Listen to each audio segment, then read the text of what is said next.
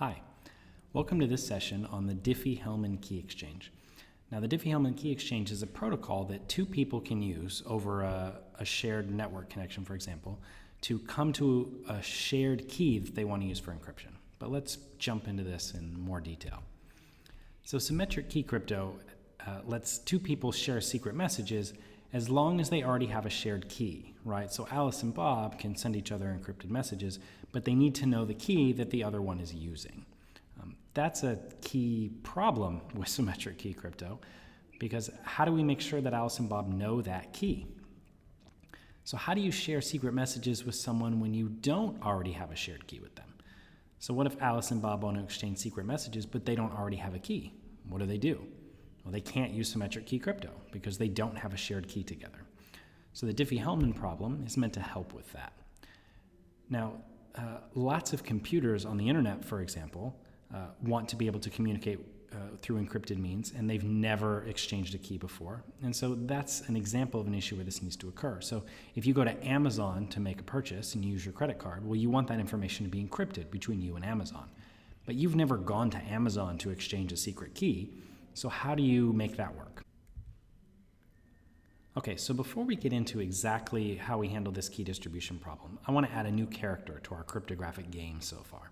So we already have Alice and Bob have some sort of way that they're communicating messages back and forth. And I'm going to call this an insecure channel, meaning that it doesn't provide any sort of confidentiality or integrity. You put messages on it, they get to the other side, but you don't really know what happened in between.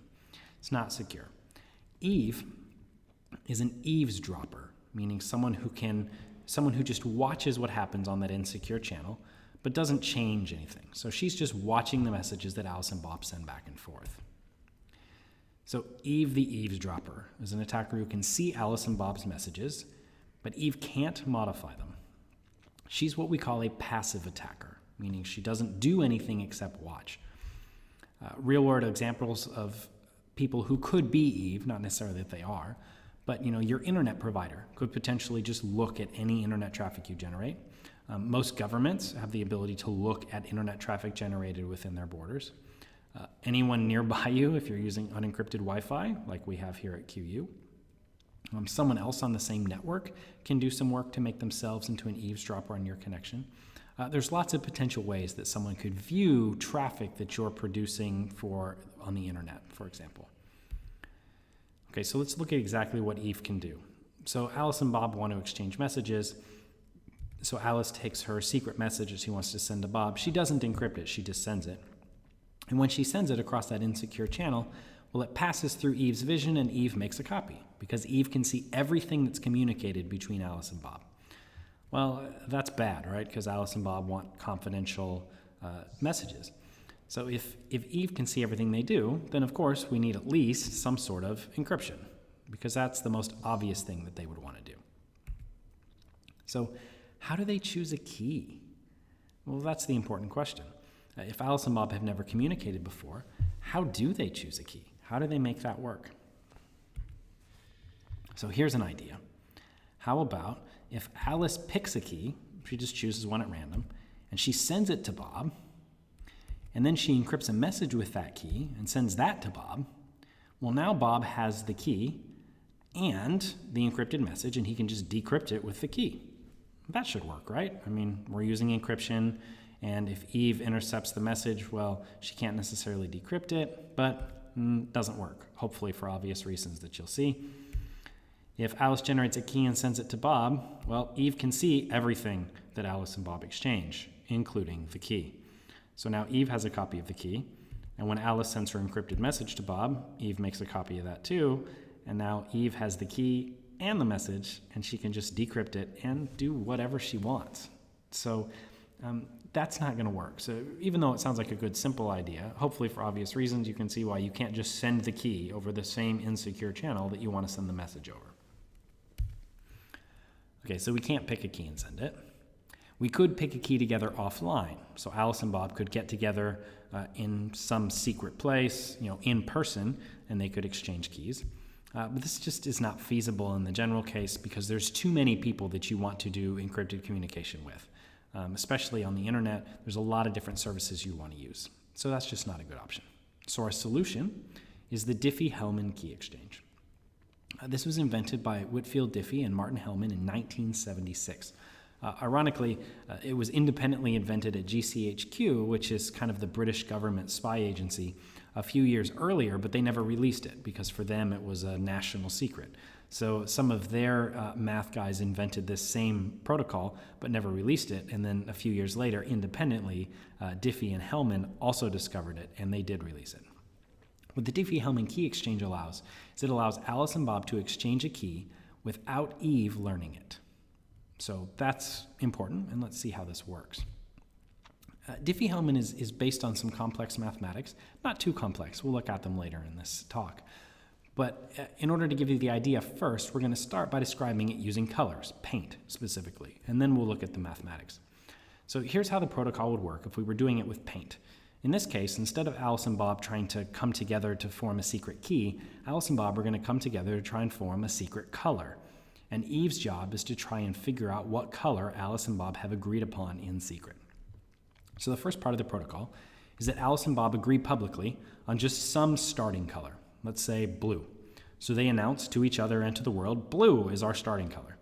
Well, if they announce it to the world, Eve knows that. So Eve knows that their starting color was blue.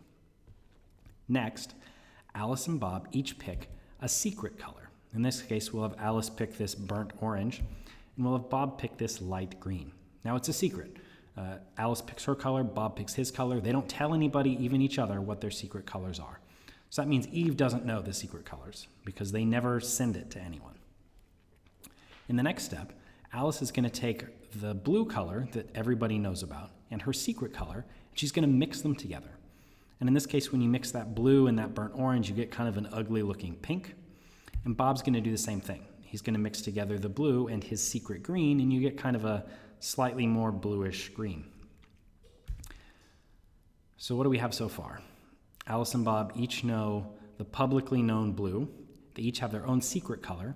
And now they have a bucket of paint that's a mix of the publicly known color and their secret color. So they're going to exchange their mixed colors. And after they do that exchange, because it's over the insecure channel, Eve now knows the mixed colors. So now Eve knows the publicly known, everybody knows blue, and she observed the mixed colors that Alice and Bob sent to each other. Now the next step is where the trick happens. Alice is going to mix together her secret color with Bob's mixed color, and she's going to get a color at the bottom, which kind of begins to look like gray. Bob is going to do the exact same thing. He's going to mix Alice's secret color, he's going to mix his secret color with Alice's mixed color, and he's going to get the same color. So let's pause for a moment. Why does he get the same color? Well, he gets the same color. Let's look at what created these colors. So in Bob's case, this grayish color was created when he mixed his secret color with Alice's mixed color. What produced Alice's mixed color? Blue and her secret orange. So this is actually a mix of blue, orange, and green. Well, Alice's mixed color here, this final one at the bottom, is a mixture of her secret color and Bob's mixed color. Well, what created Bob's mixed color? Blue and Bob's secret color. So the same three colors were mixed together in both cases. In both cases, there was a mix of blue, Alice's secret color, and Bob's secret color to produce this kind of gray. So Alice and Bob each independently were able to mix together things in order to get the secret color. But Eve, on the other hand, only has blue and the two mixed colors. She doesn't have either secret color, so she can't produce the final shared color that Alice and Bob agreed on. She simply doesn't have the pieces to do it. So she's confused. She doesn't know what to do. She doesn't know the final secret color that Alice and Bob agreed on, and Diffie-Hellman worked. Okay, so Eve can't determine the secret color because she doesn't have the right colors to mix together. She only has these other mixed colors. This works based on two assumptions in the case of colors. We assume that paint is easy to mix, which is true, and we assume that paint is hard to unmix, which is also true. Because if I give you a bucket of paint and say, I mixed this from two other colors, I want you to figure out what the two other colors were, there's not much you can do with that. you're not going to be able to do it. So based on those two assumptions, Diffie-Hellman would work for colors. Now, this is just an analogy, because the actual Diffie-Hellman algorithm is not about colors. It uses mathematics. So let's see, what kind of mathematics would we use for this?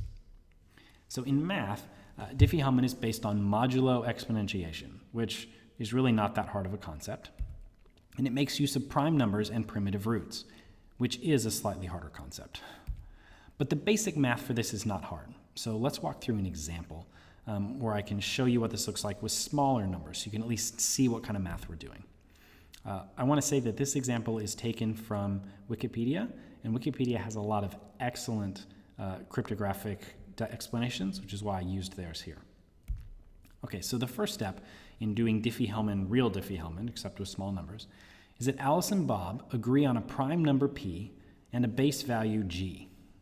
So in this case, I'm just going to pick them. I'm going to say p equals 23 and g equals 5. These numbers aren't secret, and in this example, I signify numbers that aren't secret by making them blue. Secret numbers will be red. So blue means it's not a secret, or it's something that they communicate over the insecure channel. Red means it is a secret, and they never communicate it over the insecure channel. Okay, so Alice and Bob agree on a prime number and a base value, p equals 23 and g equals 5. From the color example, this is the same as them just agreeing on a color, right? So they're just agreeing on that first initial color. Here, they're picking two numbers. Alice is going to choose a secret number, a, and she's going to send to Bob capital A, which is calculated in this way. G, one of the numbers that they chose, to the power of a modulus p. Okay, so let's say that Alice's secret number is 6. Well, she would do a equals 5 to the 6 mod 23. Well, 5 to the 6 is 15,625. If I do that modulo 23, I get 8. Okay, so Alice calculates capital A equals 8, which here, this is the equivalent of, from the color scenario, Alice choosing her own secret color, lowercase a, and then she mixes it together with the shared color and gets capital A, 8. We're just using math instead of paint. We're doing modulo exponentiation. Okay, now Bob's going to do the exact same thing. He's going to choose the secret number lowercase b, and he's going to calculate capital B, which is g to the little b mod p. So if we make b equal 15, Bob just picked a secret number. Then capital B equals 5 to the 15 mod 23. 5 to the 15 is this really big 30 billion or so number. If I do that modulo 23, I end up with 19. So now Alice and Bob have both calculated capital A and capital B, and they've sent those to each other, so they've exchanged them. So now what do? We're at the point in the color mixing scenario where they've exchanged their mixed buckets of paint. And here they've exchanged their mixed numbers. Okay, so Alice is going to compute the final secret shared number, and that secret shared number is, in her case, capital B, which is the shared item she got from Bob, to the power of A, modulo P. So the shared number she got from Bob was 19. Her secret number was 6. So if she does 19 to the 6 mod 23, she's going to get 2. So Bob's going to do the same computation, but with the numbers that he has. He's going to use Alice's shared number, capital A, to the power of his secret number, B, modulo P. And so he's going to do 8 to the 15 mod 23, which gets this massive number here. When you take that modulo 23, you get the secret number is 2. So Alice and Bob now share a secret, S equals 2, that can't be derived from the public information in blue. So Diffie-Hellman, in this way, lets them come to a shared secret conclusion that is not known to Eve, the eavesdropping attacker. So if Alice and Bob wanted to do standard symmetric key cryptography at this point, they could, because they could use their shared secret, S, as their key. Now, in practice, Diffie-Hellman uses much bigger numbers than this. A, B, and P would be much larger than they were in the simple example. In fact, they would be hundreds of digits long. So instead of a number like 23, it would be like a 100-digit long number. And the reason that this works is because Eve can't use A and B to figure out the secret numbers lowercase a and lowercase b that were chosen by Alice and Bob. So capital A and capital B are public, little a and little b are private, and Eve cannot determine the private numbers. The problem, in order for her to do that, she'd have to solve what's called the discrete log problem, which would be to somehow figure out how to turn A into the base components that were used to create it. And right now, we don't know how to do that. I want to point out something really important about Diffie-Hellman. Diffie-Hellman doesn't prove who you share the key with. All it proves is that whoever you were talking to shares a key with you that no one else knows. But you have no way to verify within Diffie-Hellman who that is. And that'll become important later on. Okay, so summing up, symmetric key crypto has a major problem, and that problem is, how do two people who don't know each other share a key, people who've never communicated before? A Diffie-Hellman Key Exchange lets them compute a shared key even in the presence of an eavesdropper, Eve.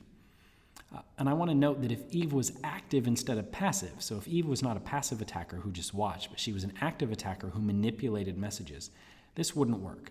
So that's all for now. Thanks.